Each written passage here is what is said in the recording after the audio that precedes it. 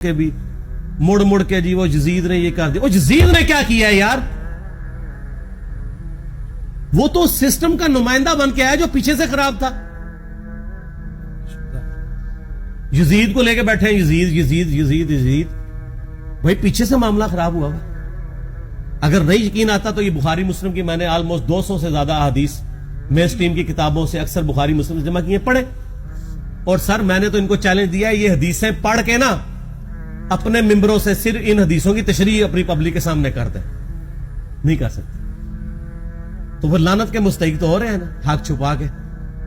اور قیامت دن کے منہ پہ لگام ڈالیے اور پھر مڑ مڑ کے کہتے ہیں نہیں جی وہ کچھ چیزیں خاص ہوتی ہیں, وہ عوام الناس کے سامنے نہیں کرنی چاہیے. وہ صحابہ کرام بھی بعض اوقات ایسی باتیں پبلکلی نہیں کرتے تھے. میں نے اس کے اوپر بڑا ایک میرا کلپ ہے یوٹیوب پہ, مولا علی سے متعلق 5 جھوٹ. تو میں نے کافی ساری چیزیں اس میں ڈسکس کی ہیں.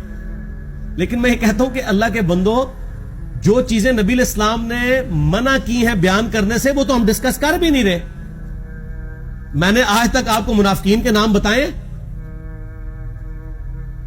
آپ نے حذیفہ ابن یمان کو بتائے تھے نا آپ صلی اللہ علیہ وسلم نے, صحیح بخاری میں آتا ہے. تو میں نے آپ کو بتائے, آپ رازدار رسول تھے, وہ ختم ہوگی بات. میں نے کبھی ڈسکس کی ہے؟ اگرچہ میں نے صحیح مسلم کی حدیث 7035 نمبر ڈسکس کی ہے کہ نبی علیہ السلام نے فرمایا میرے صحابہ میں 12 منافق ہیں, وہ کبھی بھی جنت میں داخل نہیں ہوں گے یہاں تک کہ سوئی کے ناکے سے اونٹ نہ گزر جائے. اور ان میں سے 8 ایسے ہیں جس کی کمر پہ دوبیلا پھوڑا نکلے گا. میں نے آج تک آپ کو بتایا کہ کس کس کی کمر پہ دوبیلا پھوڑا نکلا اور اس کی موت اسی پھوڑے میں ہوئی ہے؟ بتایا؟ تو میں تو وہ چیزیں ڈسکس بھی نہیں کر رہا. میں وہ چیزیں ڈسکس کر رہا ہوں جو نبی علیہ السلام نے علامات النبوہ میں بتائی ہیں. یہ امام بخاری حدیث نبوت کی دلیل کے چیپٹر میں لے کے آئے ہیں. اور امام بہقی نے 3500 احادیث پر مشتمل ایک کتاب لکھی ہے دلائل النبوہ, کہ ہم نبی صلی اللہ علیہ وسلم کو نبی کیوں مانتے ہیں, اس کے اوپر.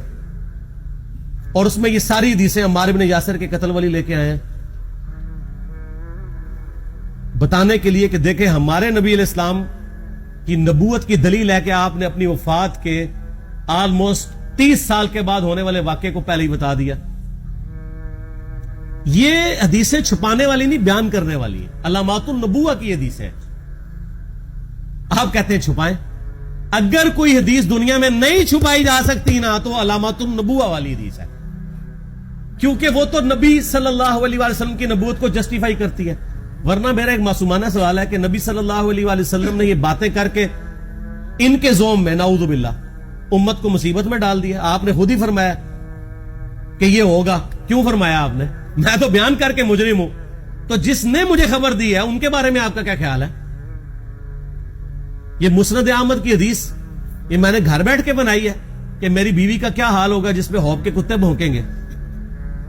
تو سیدہ عائشہ سے مجھ سے زیادہ نبی علیہ السلام کو محبت تھی, لیکن آپ اللہ کے پیغمبر تھے, آپ نے اپنے گھر کی خبر بھی نہیں چھپائی, بتا دی کہ یہ ہوگا. اور اس سے بڑھ کے آپ صحیح بخاری میں دیکھیں عمار بن یاسر کا خطبہ ہے. میں نے یہ سارا, پریشان نہیں ہونا, یہ ریسرچ پیپر میں سارا کچھ موجود ہے اور کوئی چیز بھی ایسی نہیں جو اس میں سکپ ہو. صحیح بخاری میں خطبہ ہے کہ عمار بن یاسر کو مولا علی نے بھیجا کوفے میں. کوفے والے نیوٹرل ہو گئے تھے کیونکہ بصرہ سے سیدہ عائشہ آ رہی تھیں اور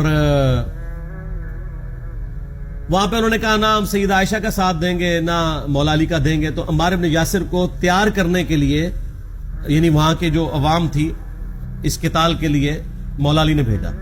تو سیدنا عمار بن یاسر نے وہاں پہ کوفے کے منبر پہ خطبہ دیا. بخاری کے الفاظ ہیں, اوپر والی سیڑھی پہ عمار بن یاسر نے حسن ابن علی کو بٹھایا, حالانکہ حسن ابن علی سے 4 گنا بڑی عمر تھی عمار بن یاسر کی, 90 پلس ہو چکے ہوئے تھے, 3-4 گنا ان کی عمر تھی. لیکن اہل بیت کا احترام کیا. خود نچلی سیڑھی پہ بیٹھے.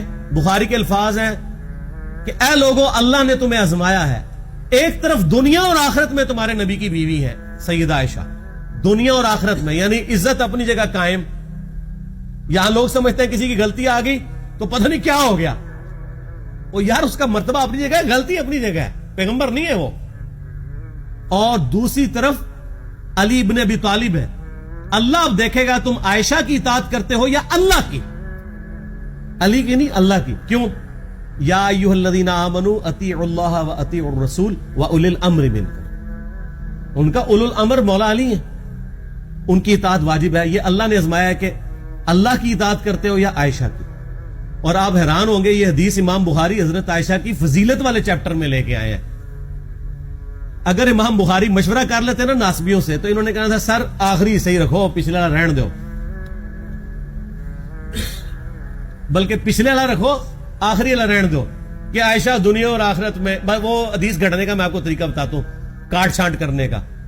وہ آدھی حدیثیں لکھتے ہیں نا، آدھی حدیثیں ایسے لکھتے ہیں امام بخاری کہ سیدہ عمار ابن یاسر نے خطبے کے دوران فرمایا کہ سیدہ عائشہ دنیا اور آخرت میں تمہارے نبی کی بیوی ہیں، بس. لیکن امام بخاری نے پوری حدیث لی ہے، آگے وہ بھی ڈالا ہے کہ اللہ آزما رہا ہے کہ عائشہ کی اطاعت کرتے ہو یا اللہ کی.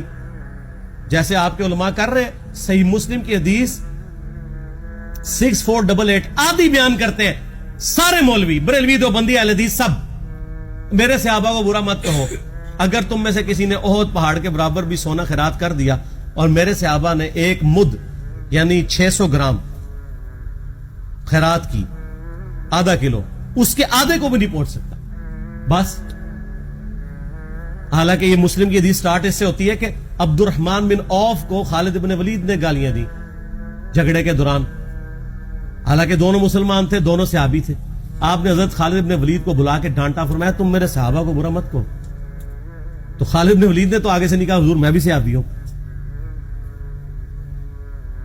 ان کو پتا تھا کہ عبد الرحمن بن عوف نے اس وقت اسلام قبول کیا جب اسلام کا مطلب تھا مار، تکلیف اٹھانا. اور خالد بن ولید نے گولڈن پیریڈ میں صلح حدیبیہ کے بعد اسلام قبول کیا. میں اب تم لوگ یہ کر رہے ہو، تم لوگ اگر احد پہاڑ کے برابر بھی سونا خیرات کر دو، یعنی صلح حدیبیہ کے بعد والے لوگ میرے ان کے برابر نہیں ہو سکتے. اور جو فتح مکہ پہ معافی مانگ کے مسلمان ہوئے ہیں طلقاء، مؤلفۃ القلوب آل امیہ، ان کا تو لیول ہی کچھ نہیں ہے. یہاں تو خالد بن ولید کے بارے میں یہ بات کی جا رہی ہے. اور پھر وہ مؤلفۃ القلوب اپنے زمانے میں ممبروں پہ سب و شتم کروائیں سیدنا علی پر. تو سب سے پہلے تو ان کو کہنا چاہیے جن کے بارے میں حدیث تھی کہ تم صحابہ کو گالی مت دینا. ہم نے تو خیر کبھی دی بھی نہیں ہے. اور میں یہ آخری جملہ ان کو ایسا بولتا ہوں کہ جو ان کے دماغ تک ڈرل کر جائے گا کہ آل امیہ نے جو کچھ اپنے دور کے اندر سیدنا علی کی گستاخیاں کی ہیں نا، ہم نے تو ویسی کوئی ایک گستاخی بھی آل امیہ کے بارے میں نہیں کی ہے. میں نے آج تک آل امیہ کے اوپر بائی نیم کسی کے اوپر لعنت کی ہے؟ حالانکہ یہ مولا علی پہ کرتے رہے. یہ ہے لعنتی خود ہو گئے نا، جب مولا علی پہ لعنت کی تو لوٹ آئی. مسند ابی اعلی میں صحیح سند کے ساتھ حدیث موجود ہے، مسند احمد میں بھی موجود ہے کہ سیدنا علی کو جس نے گالی دی اس نے رسول اللہ کو گالی دی صلی اللہ علیہ وسلم. جب ام سلمہ نے کہا تھا، شیخ زبیر صاحب نے اس کو تحکیم میں صحیح لکھا ہوا ہے فوٹ نوٹ کے اوپر، کہ لوگوں تمہارے ممبروں پر رسول اللہ کو گالیاں دی جاتی ہیں. تو انہوں نے کہا معاذ اللہ، ہم کب کہیں گے، ایسا نہیں ہو سکتا. تو ام سلمہ نے کہا تم لوگ علی اور اس سے محبت کرنے والوں پہ گالی گلوچ نہیں کرتے ہو کیا؟ جبکہ میں نبی کی بیوی کہتی ہوں کہ سب سے زیادہ رسول اللہ سے محبت، سیدنا علی سے محبت نبی صلی اللہ علیہ وآلہ وسلم کرتے تھے. لہٰذا جب یہ تم کہتے ہو نا علی پر لعنت، علی سے محبت کرنے والوں پہ لعنت، تو یہ لعنت تو تم نبی علیہ السلام تک لے کے جا رہے ہو نعوذ باللہ. کیونکہ علی سے محبت کرنے والا تو پہلے نمبر پہ نبی صلی اللہ علیہ وآلہ وسلم ہے. اور پھر کہتے ہیں سب کا مطلب تنقید ہے. اور نہ، پرانیاں گلاں، پرانے بابے، پرانے بزرگ جھوٹے ہو. صحیح مسلم کھولو 6229 غدیر خم سے اگلی حدیث، لعن اللہ ابا التراب کے الفاظ ہے، مٹی والے ابن ابی طالب پر لعنت، یہ الفاظ موجود ہے. سب کا ترجمہ لعنت ہی ہے، تنقید نہیں ہے. اچھا پھر میرا معصومانہ سوال ہے کہ اس کا مطلب ہے صحابہ پہ تنقید کرنا اچھا کام ہے؟ کہیں گے نہیں. تو بتاؤ یہ برا کام کون کرتا تھا؟ شیعہ کا ابا کون ہے؟ رافضیوں کا ابا کون ہے؟ آل امیہ. تو لہذا شیعہ نو میں کہنا کہ تسی شیخین کے اوپر بکواس اور تبرہ کرنے کی بجائے نا، آپ لوگوں کو حقائق بتائیں کہ ٹوٹی کمند کہاں. یہ سب مجرمین آل امیہ ہے.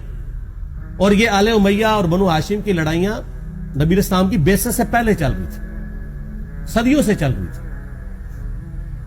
وہ تو پھر اللہ نے بنو ہاشم کو نبوت کے لیے چنا تو ان کو یہ پھر جیلسی ہضم نہیں ہوئی, وہ چیز آگے چلتی رہی. خیر چھوڑ دیں, ایک تلخ ٹاپک ہے.